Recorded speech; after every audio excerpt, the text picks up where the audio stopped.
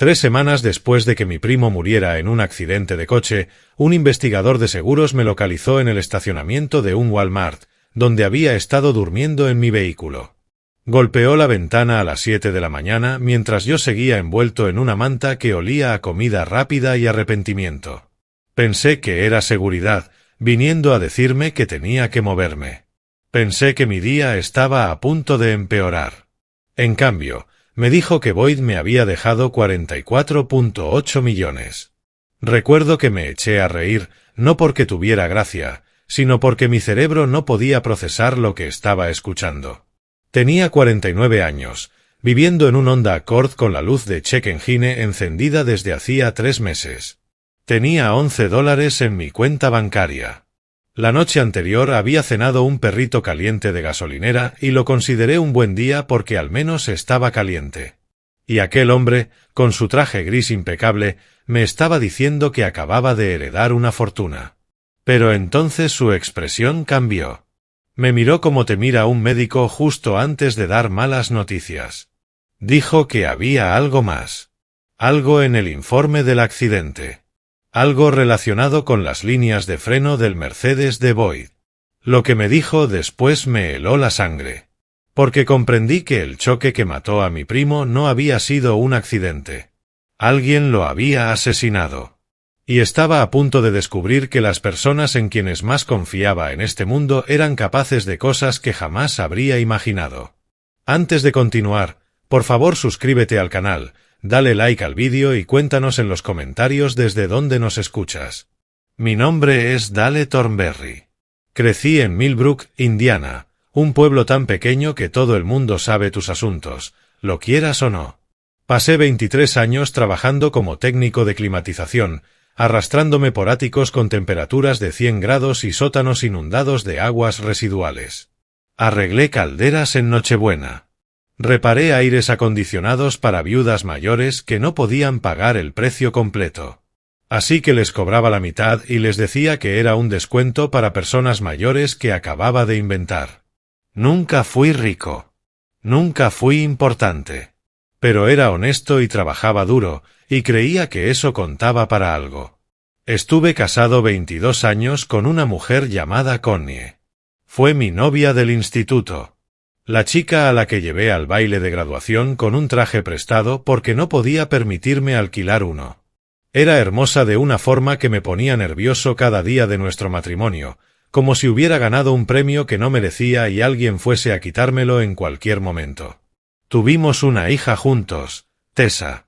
Hoy tiene 24 años y trabaja como enfermera en Columbus, Ohio. Tiene los ojos de su madre y mi terquedad, lo que significa que nunca se rinde con nadie, incluso cuando quizá debería hacerlo. Incluso cuando esa persona es su padre venido a menos, viviendo en un estacionamiento. Tenía un hermano llamado Nolan, 5 años menor que yo, viviendo en Arizona. No hablábamos desde hacía casi 3 años por una discusión estúpida sobre dinero, una discusión por la que ninguno de los dos fue lo bastante humilde como para disculparse. A veces pensaba en llamarlo, tarde en la noche, cuando la soledad apretaba, pero nunca lo hacía. El orgullo es algo curioso. Te mantiene en pie cuando no tienes nada más, pero también te mantiene solo. Y luego estaba Boyd, mi primo, 4 años mayor que yo, hijo del hermano de mi padre. Cuando éramos niños, Boyd era mi héroe. Me enseñó a montar en bicicleta, a lanzar una bola rápida, a hablar con chicas sin tartamudear. Pasábamos los veranos en la granja de nuestro abuelo, pescando en el estanque detrás del granero, atrapando luciérnagas en frascos de cristal, quedándonos despiertos hasta medianoche contando historias de fantasmas. Pero en algún momento, Boyd cambió. O quizás siempre fue así, y yo era demasiado joven para verlo. Heredó el negocio inmobiliario de su padre cuando tenía 28 años, y el dinero le hizo algo. Lo volvió hambriento de una manera que nunca parecía saciarse. Empezó a mirar a las personas como si fueran piezas de un tablero de juego, algo que mover y usar y desechar cuando dejaban de servirle. Se casó 2 veces, se divorció 2 veces, y ninguna de las 2 le afectó. Conducía coches que costaban más que mi casa. Llevaba relojes que costaban más que mi camioneta.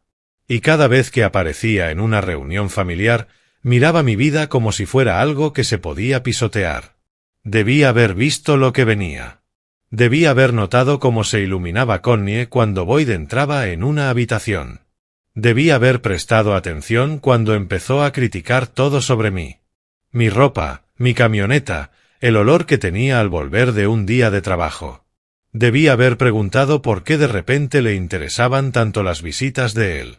Pero confiaba en ella. Después de 22 años juntos, no cuestionas los cimientos. Asumes que son sólidos porque han estado ahí tanto tiempo. Me equivoqué. 6 meses antes de que aquel investigador de seguros me encontrara en aquel estacionamiento, mi vida entera se vino abajo. Perdí a mi esposa. Perdí mi casa. Perdí mis ahorros. Perdí mi dignidad. Y el hombre responsable de arrebatarme todo era el mismo primo que había sido mi mejor amigo. Ahora él estaba muerto. Y de algún modo, de forma absurda, me había dejado todo. Pero el dinero no era la verdadera historia. La verdadera historia era lo que le ocurrió a Boyd en aquella autopista mojada por la lluvia, a las afueras de Indianápolis. La verdadera historia era quién quería verlo muerto y por qué. La verdadera historia era una traición tan profunda que incluso ahora, sentado aquí contándotelo, todavía me cuesta creer que ocurrió. Esta es la historia de cómo lo perdí todo. Heredé una fortuna y descubrí que la mujer a la que amé durante más de 2 décadas era capaz de cometer un asesinato. Esta es mi historia, y necesito que la escuches completa. Durante 23 años me desperté a las 5 de la mañana. Todos los días excepto los domingos preparaba café a oscuras, guardaba mi almuerzo en una nevera portátil y conducía hasta el trabajo que me esperara. Reparaciones de calderas en enero cuando la temperatura caía por debajo de 0. Instalación de aires acondicionados en agosto, cuando el calor era tan intenso que podías freír un huevo en el pavimento. Me arrastré por lugares que la mayoría de la gente ni siquiera sabe que existen en sus propias casas. Volvía cubierto de polvo, aislamiento y sudor, y nunca me quejaba. Estaba orgulloso de lo que hacía. No todo el mundo puede decir eso de su trabajo. Mantenía a la gente caliente en invierno y fresca en verano. Arreglaba problemas. Hacía que las cosas volvieran a funcionar. Hay dignidad en ese tipo de labor, aunque nadie escriba canciones sobre ella. Connie y yo compramos nuestra casa cuando teníamos 26 años. Una casita de 3 dormitorios en Maple Drive, con un patio trasero lo bastante grande para un huerto y un garaje donde mantenía mis herramientas organizadas en paneles perforados. Hice el pago inicial con el dinero que había ahorrado desde los 16. Cada dólar que gané cortando césped, trabajando en la ferretería y, finalmente, en mis primeros años como técnico de climatización, fue a parar a ese fondo. Cuando firmamos los papeles, recuerdo haber pensado, este es el sueño americano. Una casa, una esposa, un futuro. Teníamos a Tessa. Un año después, estaba en la sala de partos sosteniendo la mano de Connie, llorando como un niño cuando colocaron a aquella pequeña en mis brazos. Era tan diminuta, tan perfecta. Le prometí en ese mismo instante que le daría todo lo que yo nunca tuve. Estabilidad, seguridad, un padre que estuviera presente. Y cumplí esa promesa. Durante 24 años, cumplí esa promesa. Los primeros años de nuestro matrimonio fueron buenos. Realmente buenos. Connie trabajaba a tiempo parcial en una clínica dental mientras Tessa era pequeña, y luego pasó a tiempo completo cuando Tessa empezó la escuela. No éramos ricos, pero vivíamos cómodos. Pasábamos los veranos en Myrtle Beach. Organizábamos barbacoas con los vecinos. Nos sentábamos en el columpio del porche por las tardes y hablábamos de nada importante, lo que ahora, mirando atrás, quizá fue lo más importante de todo. Pero algo cambió cuando Tessa se fue a la universidad. La casa se quedó en silencio y, en ese silencio, creo que Connie empezó a escuchar pensamientos que llevaba años ignorando. Comenzó a pasar más tiempo en el teléfono, deslizando fotos de personas viviendo vidas que no se parecían en nada a la nuestra. Playas del Caribe, cocinas diseñadas a medida, mujeres de su edad usando ropa costosa y bebiendo vino en barcos. A veces me mostraba esas fotos, y había algo en su voz que yo no reconocía. Amargura. Deseo. Mira la casa nueva de Jennifer, decía. Su esposo consiguió otro ascenso. No sabía qué responder. Yo no iba a ascender. Tenía mi propio pequeño negocio, solo yo y un ayudante. Durante la temporada alta no existía ninguna escalera corporativa que pudiera escalar. Solo existía el trabajo. Día tras día, año tras año. Empecé a trabajar más horas, pensando que quizá, si ganaba más dinero, ella sería más feliz. Pero mientras más trabajaba, más se quejaba de que nunca estaba en casa. No podía ganar. O no era lo suficientemente exitoso, o no estaba lo suficientemente presente, y a veces ambas cosas en la misma conversación. Fue entonces cuando Boyd empezó a aparecer con más frecuencia. Llegaba sin avisar los sábados por la tarde, siempre con una botella de vino caro o algún regalo que había comprado en su último viaje, una bufanda de seda de Italia, un bolso de algún diseñador cuyo nombre nunca había escuchado. Le entregaba esas cosas a Connie como si no significaran nada, como si gastar $300 en un regalo para la esposa de su primo fuera lo más normal del mundo. Noté la forma en que ella lo miraba. La forma en que se reía de sus chistes, incluso de los que no tenían gracia. La manera en que le tocaba el brazo cuando hablaban, inclinándose hacia él como si compartiera secretos destinados solo a ella. Boyd solo está siendo generoso, decía Connie cuando yo lo mencionaba. Es familia. No seas paranoico. Así que me convencí de que estaba siendo paranoico. Me repetí que 22 años de matrimonio significaban algo. Me repetí que Connie jamás me traicionaría, y mucho menos con mi propio primo. Fui un tonto. Las señales estaban por todas partes. La ropa nueva que compraba y que nunca usaba cuando estaba conmigo. La manera en que de repente empezó a ir al gimnasio todos los días después de años de decir que odiaba hacer ejercicio. Las llamadas telefónicas que contestaba en otra habitación, bajando la voz cuando yo pasaba cerca. Ahora lo veo todo con absoluta claridad. Pero entonces no podía permitirme verlo, porque verlo significaba que toda mi vida era una mentira, y yo no estaba listo para esa verdad. Nadie lo está. Seguí trabajando. Manteniendo la cabeza baja. Me dije que las cosas mejorarían. Me dije que todos los matrimonios tienen dificultades. No tenía idea de que estaba a punto de perderlo todo. El día en que mi vida terminó empezó como cualquier otro. Me desperté a las 5, hice mi café y salí a un servicio en Greenfield. Una pareja mayor tenía una bomba de calor que hacía un ruido extraño. Un trabajo simple. Pensé que estaría allí un par de horas, quizá 3, pero cuando llegué descubrí que la unidad aún estaba en garantía. El problema era un defecto de fábrica, no algo que pudiera facturar. Llamé a la oficina, pedí que enviaran una pieza de reemplazo y le dije a la pareja que volvería en unos días para instalarla. Me ofrecieron café y pan de plátano, y me senté con ellos durante 20 minutos hablando de sus nietos antes de irme. Estaba de regreso en casa a las 11 de la mañana. Nunca volvía tan temprano. Generalmente no cruzaba la puerta hasta las 6 o 7 de la noche, a veces incluso más tarde en temporada alta. Connie no me esperaba por horas. Noté el Mercedes de Boyd en la entrada antes incluso de apagar mi camioneta.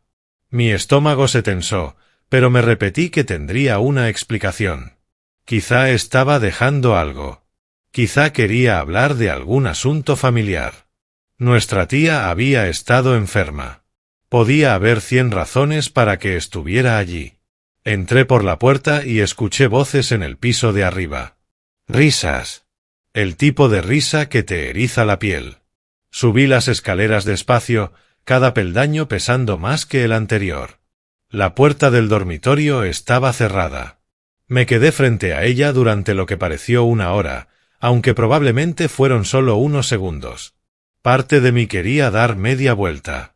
Parte de mí quería fingir que no había escuchado nada, volver a subir a la camioneta y conducir hasta que se me acabara la gasolina.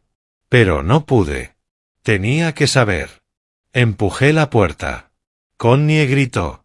Boyd se apartó de la cama, buscando su camisa. Las sábanas estaban revueltas. La habitación olía a una colonia que no era la mía. Me quedé congelado, con la mano aún en el pomo, mirando a mi esposa y a mi primo como si fueran desconocidos, como si hubiera entrado en la casa equivocada, en la vida equivocada, en un universo equivocado donde algo así podía pasar. «Dale», dijo Connie, subiendo la manta para cubrirse. «Esto no es lo que parece». Casi me reí. Era tan ridículo, tan cliché, pero no salió nada de mi boca. No podía hablar. No podía moverme. Solo miraba a Boyd abotonándose la camisa como si tuviera todo el tiempo del mundo. No se disculpó. Ni siquiera pareció avergonzado. Solo esbozó una sonrisa torcida, una pequeña media sonrisa que decía que había ganado algo que yo ni siquiera sabía que estábamos disputando. «Deberías irte, dale», dijo. «Déjanos vestirnos. Déjanos vestirnos». Como si yo fuera el intruso. Como si ese fuera su dormitorio y yo el extraño. Algo se rompió dentro de mí. No mi corazón. Algo más profundo. Algo que me había mantenido entero durante 49 años. «¿Cuánto tiempo?», pregunté. Mi voz salió áspera, como si no la hubiera usado en años. Connie no quería mirarme. «Dale, por favor, hablemos de esto después». «¿Cuánto tiempo?». Finalmente levantó la vista. Y lo que vi en sus ojos no fue culpa. No fue vergüenza. Fue fastidio. Como si yo la estuviera molestando. «8 meses», dijo. «Quizá más. No lo sé. ¿Importa?» ¿8 meses? Durante 8 meses estuve llegando a casa con esta mujer, durmiendo a su lado, contándole mi día, preguntándole por el suyo. Durante 8 meses ella me estuvo mintiendo en la cara mientras pasaba las tardes en nuestra cama con mi primo. «¿Por qué?», pregunté, y odié lo patético que soné. Connie se levantó, se puso una bata y me miró como miras algo pegado a la suela del zapato. «Porque estoy cansada, dale. Cansada de esta vida. Cansada de verte volver oliendo a los sótanos de otras personas. Cansada de recortar cupones y manejar un coche de 10 años mientras todos los demás están realmente viviendo. Boyd me hace sentir viva. Es exitoso. Es emocionante». Hizo una pausa, y lo que dijo después me golpeó como un puñetazo. «Es un hombre de verdad». Boyd se rió detrás de ella. Se rió. Di media vuelta y salí del dormitorio, bajé las escaleras, salí por la puerta principal. Me subí a mi camioneta y conduje hasta el estacionamiento detrás del supermercado, donde me quedé sentado durante 3 horas mirando la nada. Connie presentó la solicitud de divorcio 2 días después.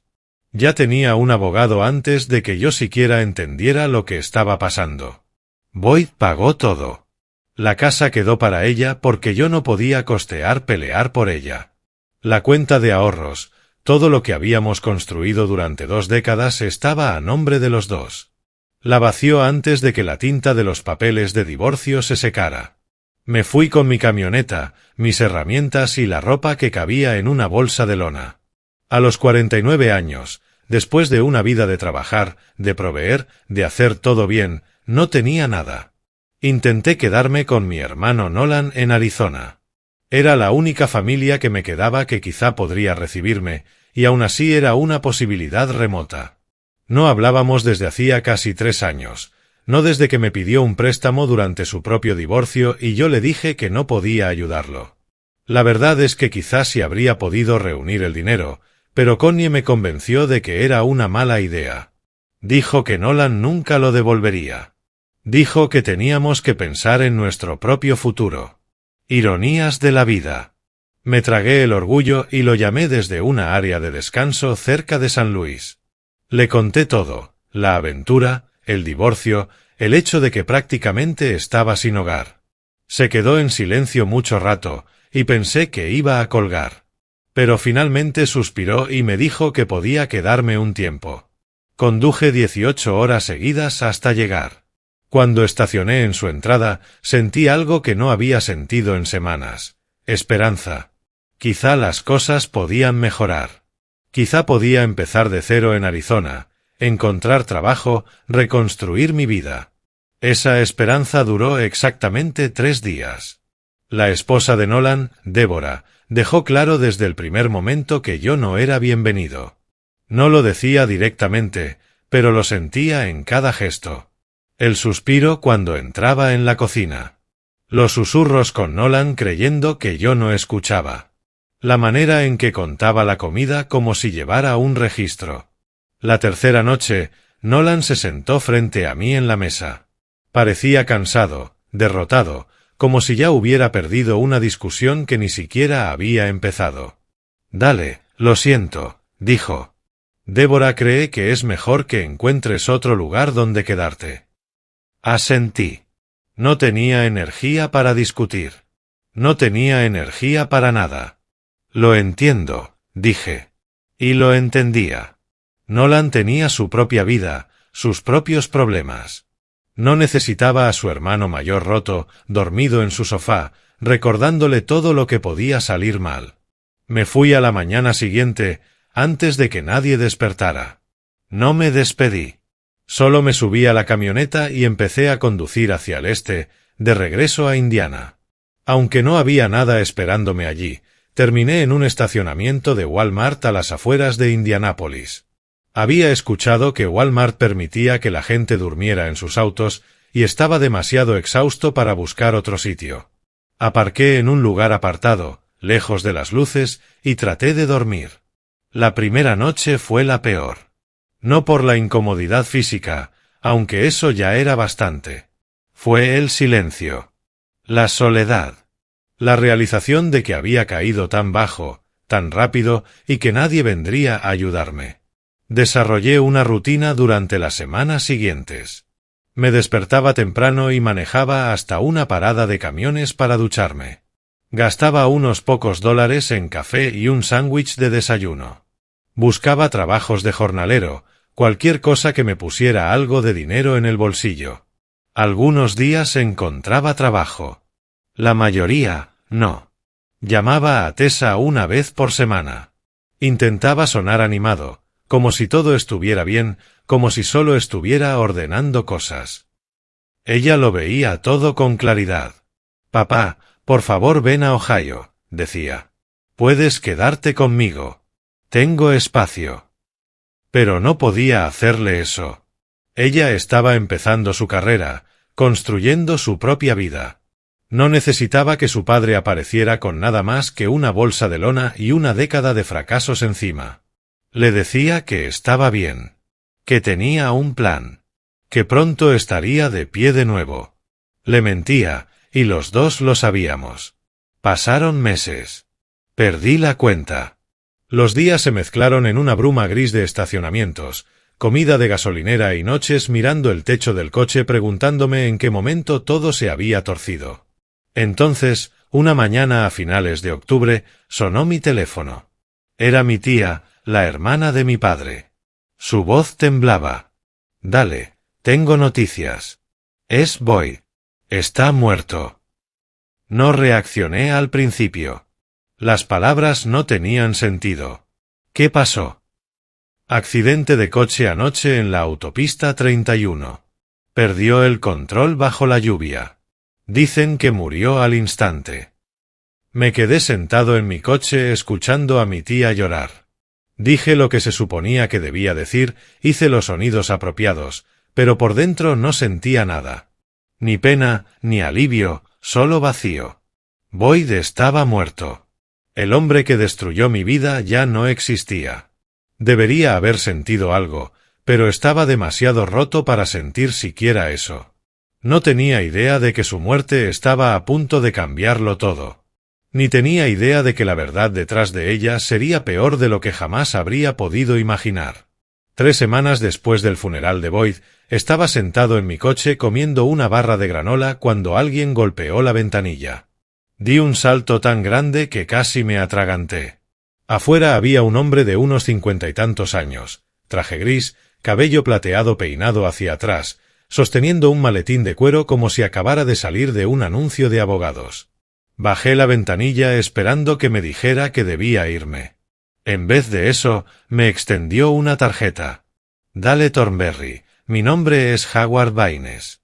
Soy investigador de Continental Life Insurance. Necesito hablar con usted sobre la póliza de su primo Boyd.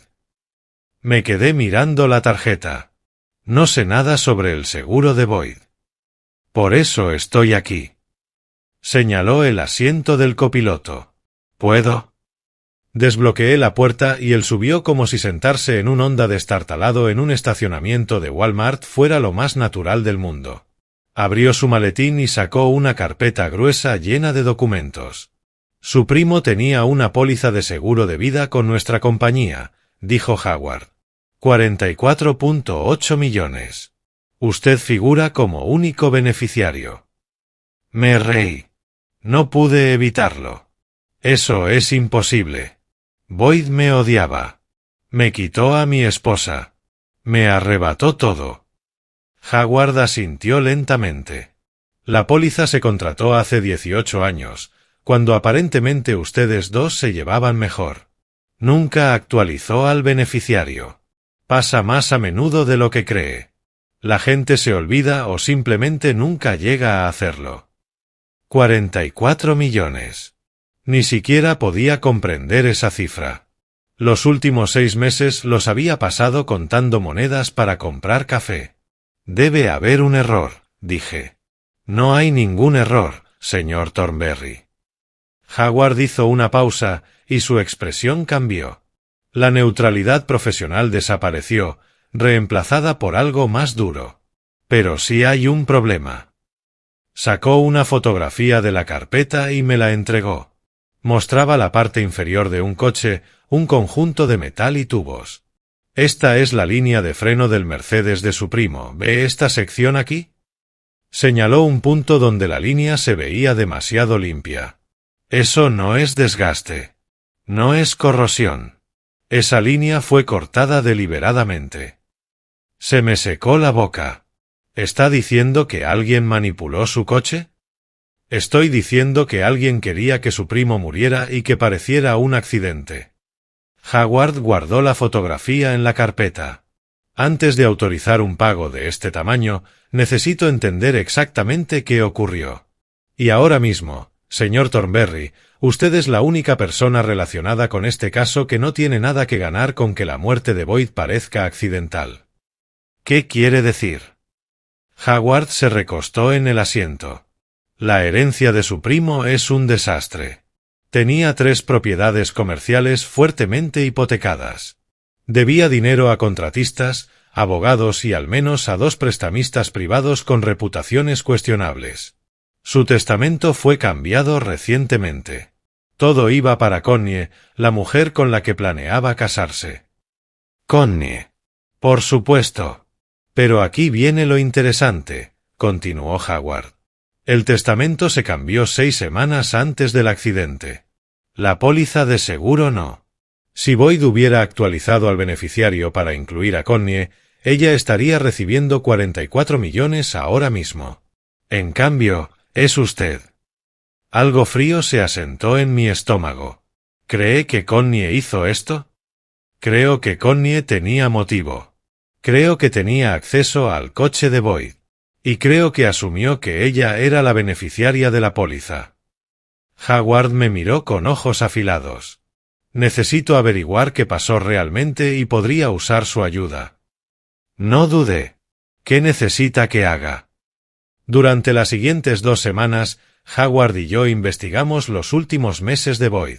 Localizamos al mecánico que había revisado su coche 2 días antes del choque. Se llamaba Pete Sadler, un hombre nervioso de unos 40 años que dirigía un pequeño taller fuera de la ciudad. Cuando Howard le mostró las fotografías de la línea de freno, el rostro de Pete se puso blanco. «Quiero inmunidad», dijo enseguida. «La quiero por escrito antes de decir nada». Howard hizo una llamada. 1 hora después, Pete estaba hablando. Una mujer se le había acercado 3 días antes de que Boyd llevara el coche para un cambio de aceite. Le pagó $8.000 en efectivo para asegurarse de que los frenos fallaran gradualmente, no de golpe. Quería que ocurriera en la autopista. Quería que pareciera un accidente. ¿Cómo era?, preguntó Howard. Pete la describió perfectamente. Cabello rubio, cerca de los 40 y tantos, bien vestida, conducía una Lexus blanca, una SUV. Connie. Era Connie. Había asesinado a Boyd. Mató al hombre por el que me dejó porque él estaba a punto de abandonarla sin nada. Y todo ese tiempo pensó que iba a cobrar 44 millones. Pero Boyd nunca cambió la póliza. Si fue un olvido o si alguna parte de él aún recordaba lo que habíamos significado el uno para el otro, nunca lo sabré. Pero ese único descuido significó que el plan de Connie había fracasado. Cometió un asesinato por nada. Miré a Howard. ¿Qué pasa ahora? Ahora, dijo, llamamos a la policía. Conduje hacia la casa frente al lago esa misma tarde, el lugar donde Boyd y Connie habían estado construyendo su nueva vida. Era hermosa, eso debo admitirlo. 3 pisos, ventanales de suelo a techo con vista al agua, un muelle con una lancha amarrada. Todo lo que yo nunca podría haberle dado. Connie abrió la puerta con pantalones de yoga y un suéter de cachemira. Se veía bien, descansada, como una mujer que acababa de salirse con la suya y estaba disfrutando su nueva fortuna. Su rostro palideció al verme. «Dale, ¿qué haces aquí?» Pasé junto a ella hacia el vestíbulo. Pisos de mármol, un candelabro que probablemente costaba más que mi camioneta. Me giré para enfrentarla. «Sé lo que hiciste, Connie. Sé lo del mecánico. Sé lo de los $8.000. Sé que cortaste las líneas de freno de Boyd». Intentó reírse, pero el sonido salió ahogado, deformado. «Estás loco. Vivir en ese coche te ha enfermado». Howard Baines tiene la declaración completa de Pete Sadler. Se la está entregando a la policía ahora mismo. Se acabó. Vi cómo se le iba el color del rostro. Vi cómo la máscara caía y, debajo, apareció algo que nunca había visto en 22 años de matrimonio. Vi quién era realmente. Boyd iba a dejarme, dijo con la voz rota. Se enteró de las tarjetas de crédito. Acumulé casi $200.000 en deuda. Y estaba furioso. Dijo que yo era igual que sus exesposas. Dijo que había terminado conmigo. Así que lo mataste. Yo le di todo. Ahora lloraba, pero yo no sentía nada. Te dejé por él. Destruí a mi familia por él. No iba a quedarme sin nada. Ese dinero me pertenecía. Me lo gané. ¿Te lo ganaste asesinándolo? No respondió.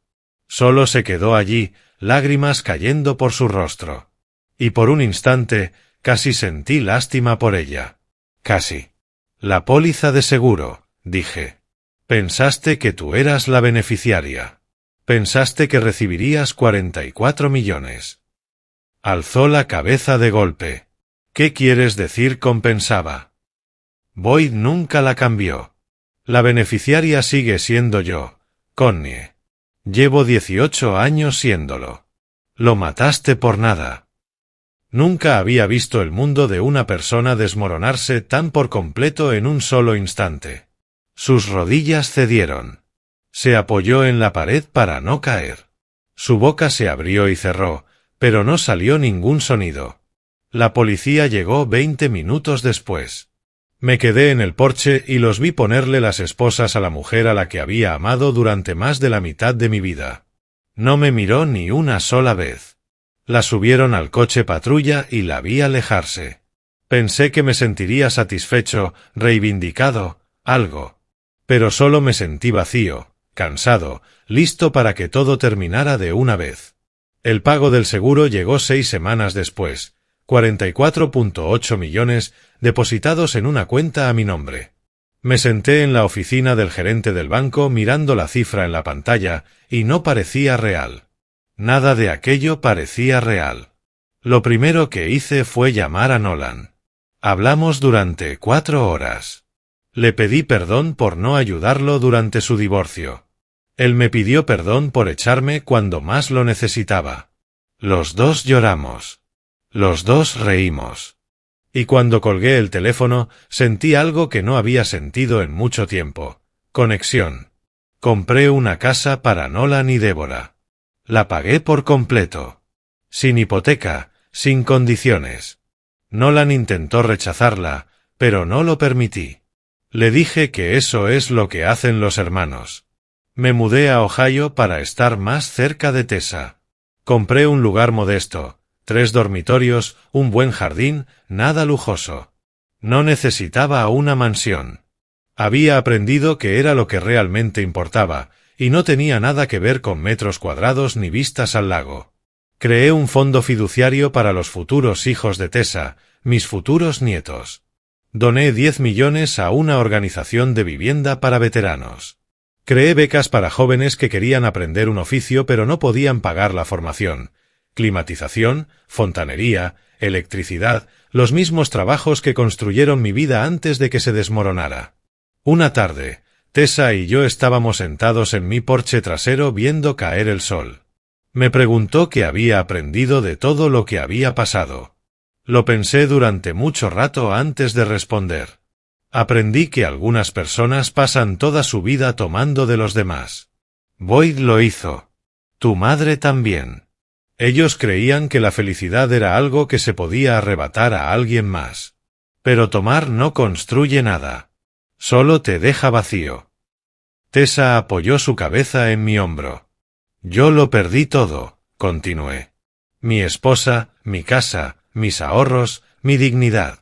Pasé 6 meses durmiendo en un estacionamiento preguntándome si mi vida había terminado. ¿Y sabes qué descubrí? Que lo único que realmente importaba eran cosas que el dinero no puede comprar. Mi integridad, mi hija, mi tranquilidad. Miré el atardecer. El cielo pintado de tonos naranjas y rosados. Boyd nunca cambió esa póliza de seguro. Quizá lo olvidó. O quizá, en el fondo, recordó quiénes solíamos ser.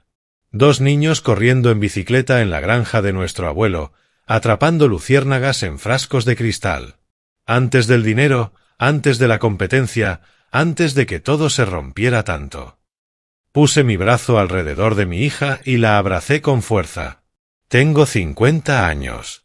Tengo más dinero del que jamás voy a necesitar. Pero nunca me he sentido más rico que el día en que perdoné a todos los que me hicieron daño, incluyéndome a mí mismo. Connie está cumpliendo 25 años a cadena perpetua por asesinato en primer grado. Pete Sadler recibió 5 años por su parte en el crimen. La casa frente al lago fue incautada y subastada. No sé qué pasó con la lancha. No pienso mucho en ella. Intento no hacerlo. Algunas heridas sanan mejor cuando dejas de tocarlas. En lo que pienso ahora es en el futuro. En los nietos que espero conocer algún día. En las personas a las que puedo ayudar con el dinero que jamás imaginé tener. En la segunda oportunidad que recibí cuando pensé que mi vida había terminado. Si estás pasando por algo difícil ahora mismo, si sientes que todo se cae a pedazos y que no hay forma de seguir adelante, quiero que sepas algo. Tocar fondo no es el final. A veces es solo el cimiento para algo nuevo. Gracias por escuchar mi historia. Si significó algo para ti, agradecería que compartieras este vídeo con alguien que necesite oírla. Déjame un comentario y cuéntame qué piensas. Y si aún no lo has hecho, suscríbete a este canal y activa la campanita para no perderte la próxima historia, porque todos tenemos una historia, y a veces el peor capítulo conduce al mejor final. Cuídense mucho y cuiden de cada uno de ustedes.